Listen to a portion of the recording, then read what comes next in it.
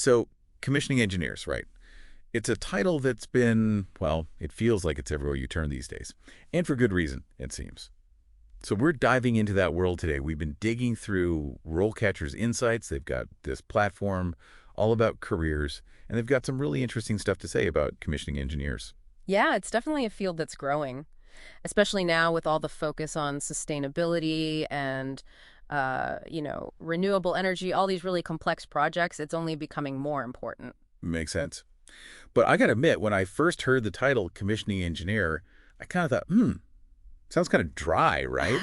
But the more I read about what they actually do, the more fascinated I got. It's not the most glamorous job, that's for sure. Yeah. No, no.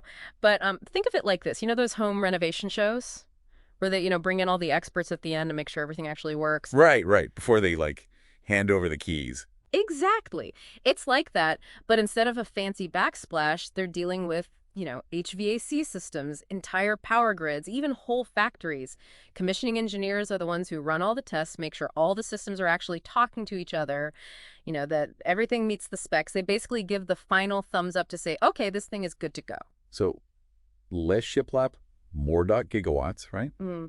They're holding the keys to some seriously impressive projects. Absolutely. And it's crucial, right? We're talking about making sure these huge systems work safely, efficiently, that the client is actually getting what they paid for. It's a lot of responsibility. It's high stakes. RoleCatcher even shared a case study about a skyscraper where the HVAC system wasn't calibrated right.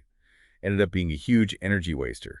So the commissioning engineer who catches something like that, they're not just making sure someone's comfortable. They might be saving a client a ton of money, maybe even helping the environment at the same time. It's not just about ticking boxes on a checklist. This is about understanding how these complex systems actually work together in the real world. Yeah. Speaking of the real world, RoleCatcher also mentioned that the work environment itself, not always sunshine and roses, right? Well, no. I mean, that's the reality of working on these big engineering projects, especially when you're first starting out. Yeah. We're talking construction sites, tight deadlines, and things almost never going according to plan, right? You need to be able to think on your feet. So you've really got to be comfortable getting your hands dirty, both literally and figuratively. This isn't just theory. It's about applying what you know to solve real-world problems, Exactly. which, for the right person, sounds, honestly, kind of exciting. So for anyone listening who's thinking, all right, sign me up, well, let's talk about what it actually takes to become a commissioning engineer. Sure. Well, a strong engineering background is essential. We're talking like mechanical engineering, electrical engineering, even environmental engineering. Those are the core areas. Got it. So if you're someone who's, currently sweating your way through thermodynamics, there's hope for you yet. Absolutely. Okay, good to know. But what about coding? There's so much technology involved in these systems now. I imagine that's a pretty big deal, right? Well, yeah, tech is definitely a big part of it, but RoleCatcher actually, they emphasized hands-on experience, like being able to solve problems on the fly, almost more than just knowing how to code. Oh, interesting. Yeah, because at the end of the day, you're dealing with these real physical systems, Yeah. right?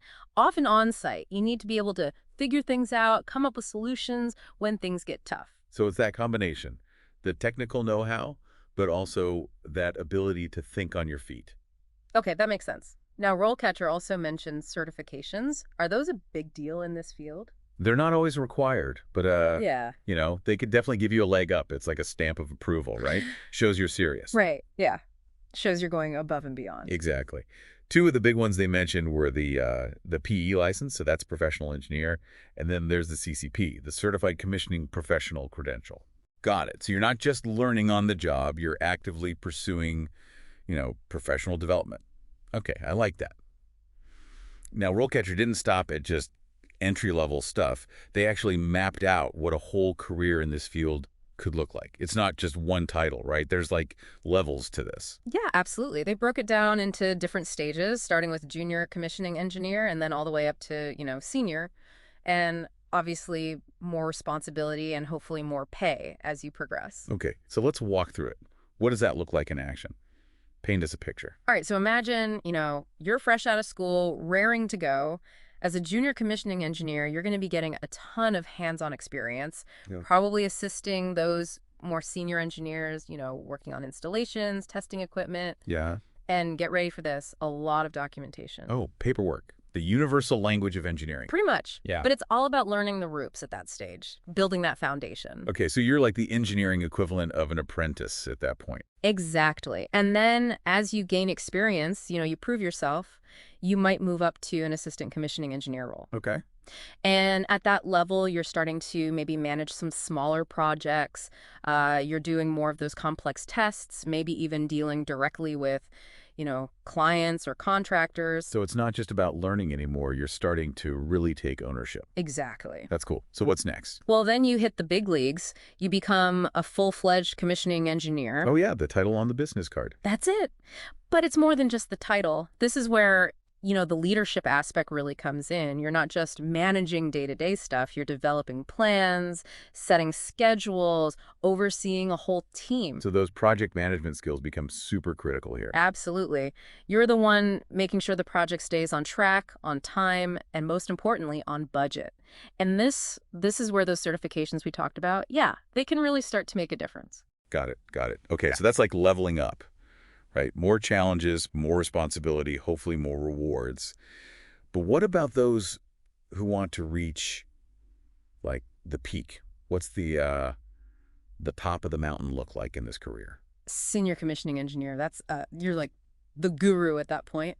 Years of experience, you've seen it all. You're the one they call in for the really big, really complex projects. So you're not just in the weeds anymore. You're like the strategist, the mentor. Right. You might be mentoring those junior engineers, building relationships with clients, Yeah. really becoming that trusted advisor. And that's where I imagine communication, really being able to get your point across clearly, that's got to be essential. Totally. It's not enough to just have the technical knowledge. You've got to be able to explain it, bring people together, work through any disagreements, and make sure everyone's on the same page. It's a whole other skill set. It is. So we've gone from, like, the nuts and bolts to the big picture.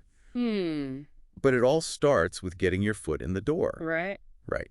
And this is where I thought RoleCatcher really delivered. Their interview prep section was spot on. Oh, yeah. Their database of interview questions is like a gold mine. Seriously. It's like they interviewed the interviewers to figure out what they really want to hear. Right. Yeah. Like, one question that jumped out at me, it was, how do you approach troubleshooting during the commissioning process? They're not just looking for the right answer. They want to see how you think. They want to know you can handle the pressure because, let's face it, in this field, something always comes up, right? Always. And they had another one. It was, how do you make sure that commissioning is completed, on time and on budget? The million-dollar question, right? Right. That project management triangle never goes away. Nope. You got to be able to juggle. You got to be able to prioritize. Show them you're not just an engineer. You're a strategic thinker. Now, this is the part that really blew my mind. RoleCatcher has this AI-powered practice tool for interviews. Like, what? It's amazing. It's like having a personal coach, but like digital. You record yourself answering these common questions, and the AI analyzes everything. Your body language, how clearly you're speaking, all of it. So it's not just what you say, it's how you say it. Does it, like, analyze eye contact and stuff? Yep. All those subtle things that can make a difference. Wow.